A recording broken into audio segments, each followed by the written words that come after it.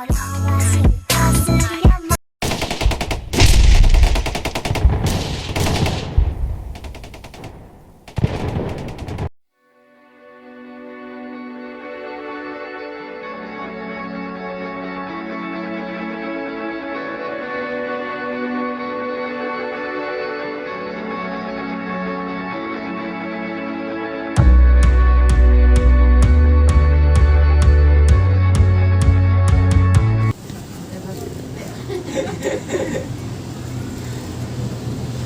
Dek? Oke, assalamualaikum warahmatullahi wabarakatuh. Waalaikumsalam warahmatullahi wabarakatuh. Kali ini kita masuk ke materi kedua, yaitu penyebaran hoax di masa pandemi COVID-19. Oke, kalau menurut adik-adik, hoax itu apa sih? Ada yang tahu? Itu adalah berita bohong atau bisa yang kita sebut berita palsu tadi, ya kan? Hal ini merupakan salah satu dampak negatif dari kebebasan kita dalam berekspresi, mengungkapkan sesuatu di muka umum, terus di berbagai media lah, khususnya di internet kan. Itu sering terjadi apalagi di saat kita pandemi kan. Banyak berita-berita tersebar mengenai COVID-19 yang belum tentu betul. Karena apa ya, salah satu contohnya itu seperti apa ya, bang kurang mengikuti pula. Apa ada contohnya nggak? Ada yang tahu soal di saat pandemi COVID?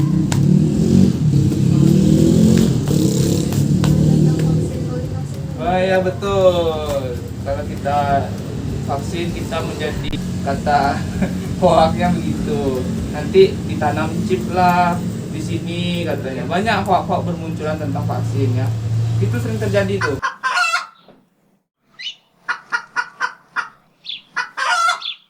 Oleh seseorang atau sekelompok orang, dan biasanya tuh muncul ketika sebuah isu hadir ke permukaan, namun beberapa atau banyak hal belum terungkap, sehingga menjadi itu hoax dilakukan dengan tujuan menjatuhkan citra lawan politik atau kampanyenya. Seiring dengan waktu tidak lagi hanya seputar berita politik, banyak beritanya selain politik seperti kesehatan dan vaksinasi kan, terus berita artis gini dan lain sebagainya lah. Akan tetapi hoax ini sering terjadi karena timbul adanya berita-berita hangat seperti COVID ya kan, lagi hangat-hangatnya, terus korupsi, terus apa lagi yang hangatnya, terus yang apa lagi ya, pokoknya yang berita-berita hangat tuh diangkat untuk dijadikan berita palsu atau berita bohong. Iya. Sepanjang pandemi ini, masyarakat disuguhi berbagai macam informasi hoax seputar dunia kesehatan salah satunya. Dengan mudahnya dipercayai dan diikuti oleh banyak orang. Salah satunya contoh yang tadi kan vaksinasi. Terus beredar kayu putih itu bisa dipercaya untuk mencegah dan menyembuhkan orang yang terkena virus COVID. Sedangkan itu penelitian secara ilmiahnya belum ada terbukti kan, itu hanya masih omongan orang belaka. Berdasarkan berita yang beredar, yang tadi kan yang kayu putih itu dipercaya ampuh menghilangkan virus corona tersebut. Kan penelitiannya belum ada mengenai hal ini. Penyebaran berbagai informasi ini atau informasi hoax ini selama pandemi sangatlah masif. Berdasarkan hasil identifikasi Direktorat Pengendalian Konten Internet atau Ditjen Aplikasi Informatika Kementerian Kominfo, pertengahan Maret 2020 hingga 26 Januari 2021 terdapat 1.387 isu hoax di berbagai macam platform digital. Makanya kita menggunakan media sosial itu kita harus bijak. Kita harus menggunakan sosial media tuh dengan bijak, dengan cara kalau ada informasi baru jangan diterima mentah-mentah. Kita cari dulu informasi yang lain, ataupun kita tanya dengan orang lain apakah betul berita yang disuguhkan oleh sosial media itu benar ataupun dibuat-buat sehingga orang mempercayai berita tersebut. Makanya hati-hatilah menggunakan sosial media. Yang abang lihat sosial media sekarang itu banyaknya berita hoax tersebar. Facebook nomor 2 lagi. Mak-mak, bapak-bapak, ya kan? Itu sering kali tuh. Ada waktu itu abang kena, waktu itu mama abang waktu SMA, gara-gara waktu itu masih musim PUBG.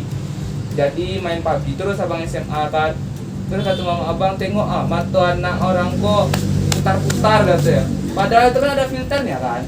Janganlah main HP terus. Nah itu salah satu contohnya. Kita harus juga mengingatkan kepada orang tua, terutama orang tua kita kan. Apalagi keluarga kita lah terutama. Kalau menerima berita tuh jangan mentang-mentang.